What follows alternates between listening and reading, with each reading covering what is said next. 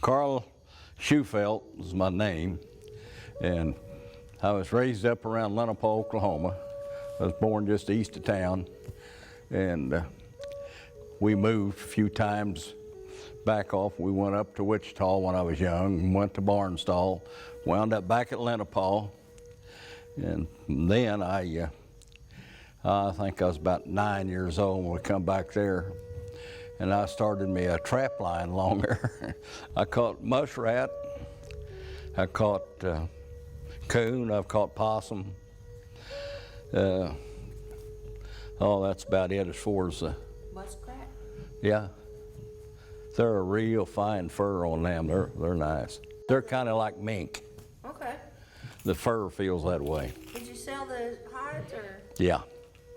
Now, did you eat those or did you? Yeah, well, we did. The coon anyway. And the possum's not bad if you parboil it. But nowadays, people they wouldn't eat one. Anyway, back then you eat what you had. Fanny Myrtle Shufeldt was her name, and then Carl Shufeldt, Carl Zippern Shufeldt actually, was his name.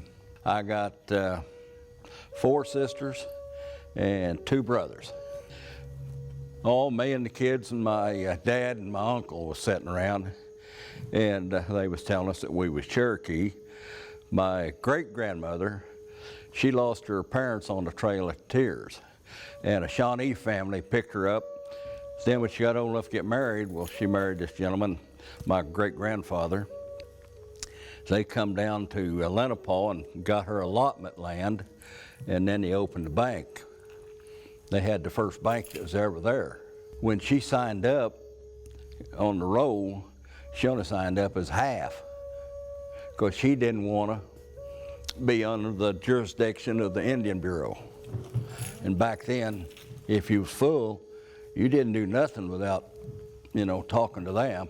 Well, I mostly worked for the neighbor from the time I was about 11 years old, and I helped him with his chores, milking, stuff like that.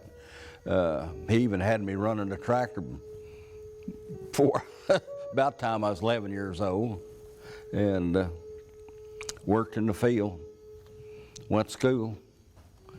Everybody around pretty well knew me as Gurler. They thought I was his son, because I spent more time with him than I did at home. We hunted all the time. If I wasn't working on the farm, I had my rifle every evening when I come in from school. I'd grab my .22 and I'd go down and kill a few squirrels, come in and clean them, and sometimes that was our supper. One time we used to go way up here on Highway 10, about 6-7 miles out there on the south side of the road. There was an orchard out there, and my grandfather used to live there, and they told us anytime we wanted pears or apples, just come out and get them, and we did. So Dad would go out there and hand pick all the pears and apples. He wrapped them in paper, put them in a box, and slid them back under the bed. And we had them all winter long. We'd go get an apple or a pear to eat. They was delicious. We had bicycles and stuff like that from time to time. We tore them up quite often. But no, just like any other kid, hide and seek, take a ball and throw with a house, ante over, things like that. I'd done a lot of fishing on the river, go down and set trot lines and go down and bring the fish in at night. And when I got up in my teens, then I started breaking horses, and I broke a bunch of them. I wish I still could. My first pair of shoes, yeah, went to a store there at Lenapah, and had shoes there that was probably made back in the 1800s. Kind of old button style. Wound up with blisters with them.